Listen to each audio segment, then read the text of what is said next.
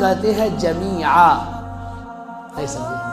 بوجھتے تو مطلب آپ جیسے ابھی مکئی کا کھیتی ہو رہا ہے تو بھٹا ایک ایک پیڑ ایک ایک جگہ لگا ہوا ہے، جب اس کو ہم کاٹیں گے، کاٹ کے جب تیاری کریں گے تو وہ بھٹا کا جو مکئی ہوگا وہ مکئی ایک جگہ جمع کریں گے نا۔